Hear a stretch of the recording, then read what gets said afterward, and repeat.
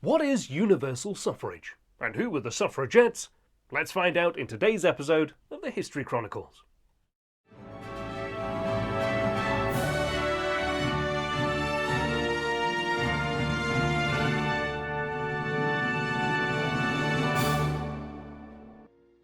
Hello, I'm Alex and welcome to the History Chronicles. If you like our work, then please don't forget to like and subscribe. And if you'd like to support the channel in return for exclusive perks, please visit our Patreon page. Now, on with the video. The formation of the suffragette movement took place formally in 1903. Although massive moves had been made to extend the franchise to women, both in the UK and around the world. New Zealand had enfranchised women in 1893, and MPs such as John Stuart Mill had been elected to Parliament as early as 1865 on a manifesto which backed female enfranchisement. Organisations such as the Kensington Society had already formed with the intention of pushing for the right for women to vote, as had the Women's Suffrage Committee in Manchester, which had worked alongside the Independent Labour Party since 1867, in order to forge a political coalition in order to push for women to have the right to vote. The formation of political organisations designed for this end reached an apex at the turn of the 19th century, although many grew increasingly exasperated at the techniques employed by the larger organisations, seeing them as ineffective and slow. Emmeline Pankhurst and her daughter Christabel were two such women, who in 1903 broke away from the National Union of Women's Suffrage Societies and founded their own movement, the Women's Social and Political Union, or WSPU, which they hoped would move toward more active campaigning methods in order to fight for women. In 1905, the WSPU demonstrated their new tactics by disrupting speeches given by politicians in Manchester, including those given by Winston Churchill, asking him whether or not he backed the right of women to vote, and if he supported women's rights, leading to the arrest of both Christabel Pankhurst and her friend Annie Kenney. In 1908, the WSPU formalised their colour scheme of purple, white and green, symbolising loyalty, purity and hope. Colours which featured heavily on the sashes and rosettes worn by activists from the movement as they attended protests and demonstrations. Between 1905 and 1912, the WSPU engaged in largely peaceful fundraising and awareness campaigns, leafleting and marching, as well as designing board games, which they sold in order to raise funds for the organisation. However, 1912 marked a change in the approach of the WSPU, who instigated a campaign in which activists would smash windows with rocks, a move largely prompted by Christabel Pankhurst and opposed by others in the movement, such as the editor of the WSPU's newspaper, Votes for Women, Emmeline Pethick Lawrence.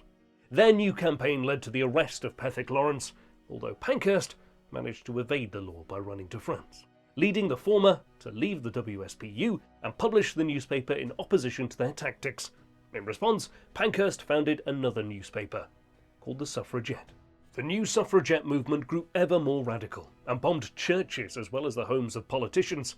St. Martin in the Fields, the famed church in Trafalgar Square, London, was damaged by a bomb, as was Reginald McKenna's home in 1914, amongst many other targets. 1913 saw 250 attacks linked to the suffragette movement, who had managed to create an atmosphere of great panic amongst the population. Their acts included arson, bomb and violent attacks against buildings and individuals considered to be influential in British society. The 4th of June 1913 was a sunny, warm day. A fair breeze wafting over the face of Emily Davidson as she left the WSPU's offices in Clement's Inn, just off the Strand in London, carrying with her two banners emblazoned with the colours of the suffragette movement. The famous Epson Derby was on that day, and it was to the racecourse in Surrey that Davidson headed, walking around the track until she reached the final bend before the home straight, known as the Tattenham Corner. Waiting in the warm afternoon, Davidson watched as the band of horses racing that day moved round the track, their riders urging them on to speeds of 35 miles an hour in a bid to be the first ones over the finish line. Davidson watched one rider in particular, Herbert Jones, who rode Anmer, the King's horse, that of George V. She ducked under the barriers and reached for the reins of the animal, in the process being struck by it and killed. 3 news cameras picked up the event, which sparked a massive debate amongst the British elite. The Queen angrily writing that Davidson had been a horrid woman in her diary. A grand funeral procession was held for her in Northumberland, where her parents had both hailed from. The state crackdown on the suffragette movement continued into the First World War, with thousands of women being arrested for their involvement with the movement and subjected to force feeding and even death as a consequence of hunger strikes. Women had tubes inserted through their noses or directly into their stomachs in order to prevent them from engaging in hunger strikes, leading the WSPU to increase the militancy of their actions. The government passing the Prisoners Act in 1913, which largely stopped the need to force feed, as those on hunger strikes would simply be released from prison until they had eaten again and broken the strike, whereupon they would be re-detained. The First World War changed the role and the place of the WSPU in society, as they began to use the war effort to demonstrate that women had the same capacity to perform male roles in society, meeting the needs of the state who needed civilian aid for roles formerly performed by men who had signed up to the armed forces after the outbreak of war. Women worked in factories and on the land, allowing representative organisations such as the National Union of Women's Suffrage Societies to gain political traction, in turn affording a compromise to come into existence between them and the government, finally resulting in the passage of the 1918 Representation of the People Act, enfranchising all men over the age of 21 and all women over the age of 30 who met certain property qualifications. The British electorate now included men of all classes and women of a certain class, a reform which allowed the makeup of the House of Commons to change dramatically. The first female MPs, Constance Markievicz and Nancy Astor, were elected in 1918 and 1919 respectively, and the new electorate used their political weight to increase the share of votes gained by Labour and the Liberals in the 1918 election.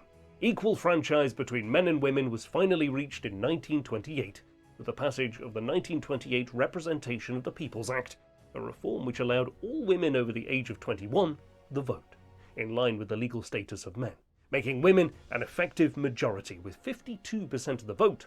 The Prime Minister Stanley Baldwin wrote to Millicent Fawcett, the famous campaigner for the NUWSS, to assure her that he felt the bill would be passed without any significant amendment.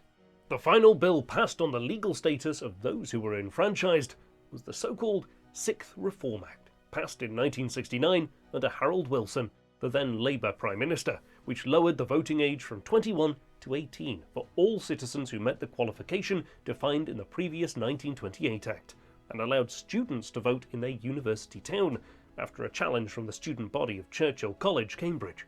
By 1928, the United Kingdom had achieved equality for both men and women in terms of their right and ability to vote in general elections, procuring what is now often called universal suffrage. But the UK was neither the first nor the last country to gain universal suffrage. The Republic of Haiti legislated universal male suffrage in 1816, whilst the Second French Republic had the same from 1848. In 1867, all men got the vote in the North German Confederation, and all slaves were granted the same right of universal male suffrage in the US after the conclusion of the US Civil War, and the ratification of the 15th Amendment to the US Constitution.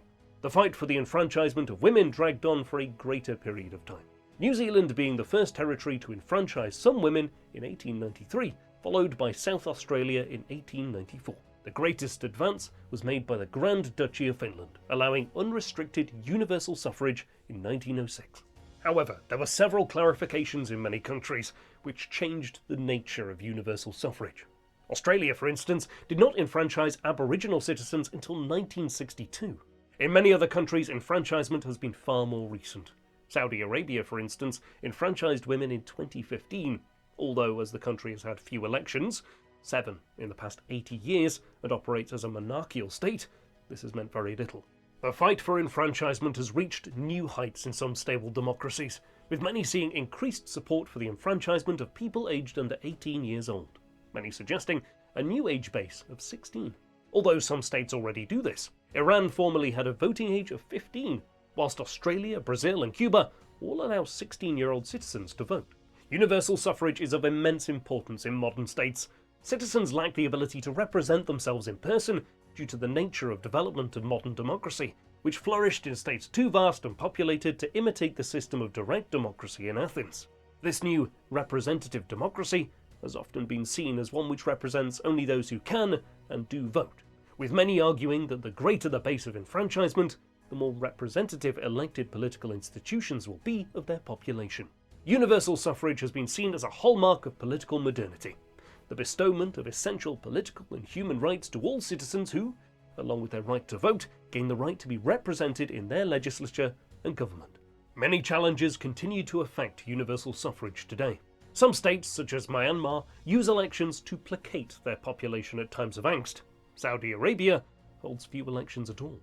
And many others have highly corrupt elections, where certain candidates win seats regardless of how the population voted.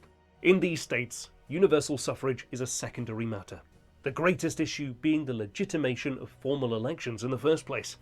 In other, more stable democracies, such as the US, the UK and India, turnout remains a potent threat to representative democracy. Incumbent representatives have an ever smaller mandate from an ever narrower section of the population, tying them to fewer voters and lowering their level of legitimacy. Representative democracy relies on universal suffrage in order to fulfill its task of being representative, a battle which has taken centuries in many countries, such as the United Kingdom, which we've examined today. You have been watching the History Chronicles. We'd love to know what you think of universal suffrage and the suffragettes. Please let us know below, and if you enjoyed our video, please give us a like and subscribe. It really helps us out. Also, if you'd like to support our work going forward, please visit our Patreon page. And we look forward to seeing you again on the next episode of the History Chronicles.